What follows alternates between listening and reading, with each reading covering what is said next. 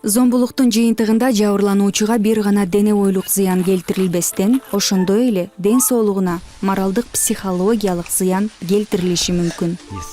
Жабырлануучунун дене боюнан жана кийиминен дене бойлук зомбулуктун издерин табуу дайыма эле мүмкүн эмес. Себеби бул аялдын реакция кылуу типтеринен көз каранды. Мен сизди соттук медициналык экспертизадан өтүүгө жиберем. Бирок сиз жуунбашыңыз керек. Бул маанилүү. Анткени кароо учурунда баалуу далилдер табылып калышы мүмкүн. Буну мүмкүн болушунча бүгүн жасашыбыз керек. Анткени биологиялык заттар тез бузулат.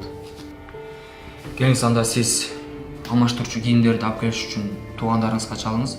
А мен сиздин чечип берген кийимиңиздерди алып экспертизага жөнөтөм. Макулсузбу? Ошондуктан тергөөчү бир гана соттук медициналык жана соттук биологиялык экспертизаларды дайындабастан аялдын ден соолугуна келтирилген дене бойлук жана психологиялык зыяндарды аныктоо, ошондой эле биологиялык тактарды табуу үчүн комплекстүү психологиялык психиатриялык экспертизаны дайындоого милдеттүү.